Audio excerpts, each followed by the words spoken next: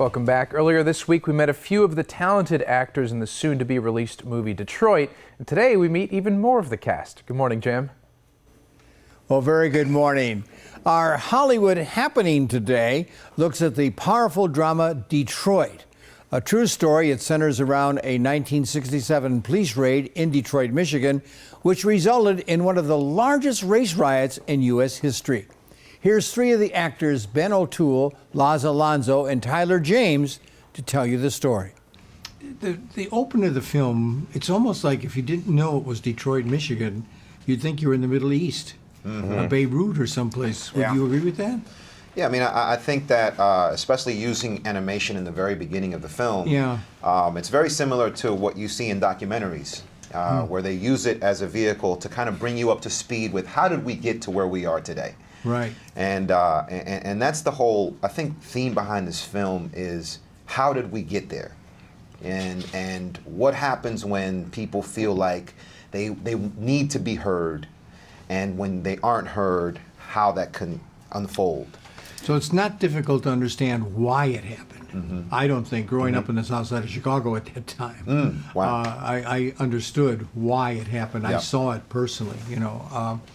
And Ben, your character is a Detroit police officer caught in that situation at the Algiers Hotel, which became world famous at that particular time. Did he, in his mind, feel that he's just doing his job?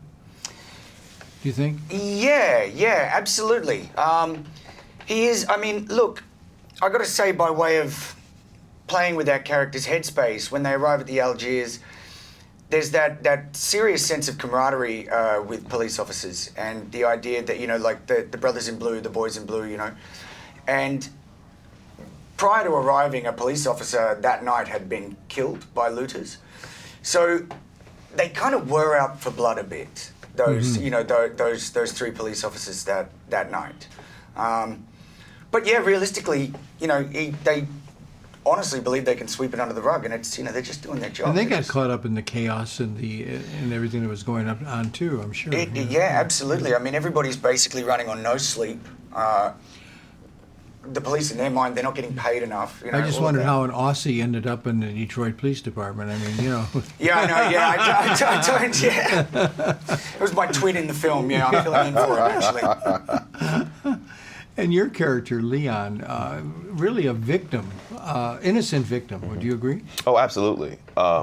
Completely innocent. You know, what's interesting is, you know, I'm having conversations with people about this movie and seeing that. And a lot of people like to associate the beginning of the film with what happens to him later.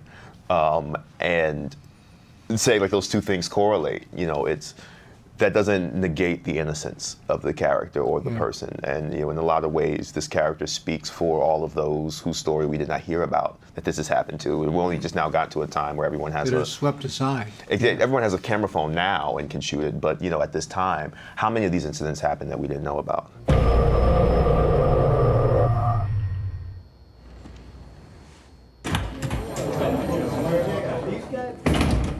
I assume this is about what went on at the motel. What happened at the motel?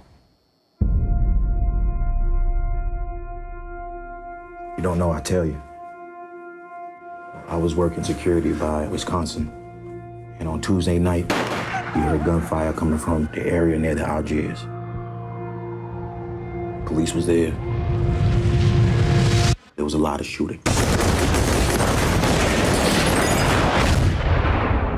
When I went in there, 3 kids had been killed. No. So they were killed right before you got there? Sir. You carry a .38, right? A revolver. Do you carry a revolver? I do have a .38. You ever shoot anyone? I didn't do it. Police. Oh, here we go. Here in Detroit, a city of war, violence continues. We've made state police and National Guardsmen available. I'm declaring a public state of emergency. It's a war zone out there. They're destroying the city. Police! I'm just going to assume you're all criminals. You don't talk about this to anyone ever. You understand? This city has problems, but change is coming. I told you what I saw. I'm trying to help here. Change is coming. They're kids. What's the matter with you? Change is coming. They're gonna kill us, man. Change is coming. I need you to survive the night. Survive the night.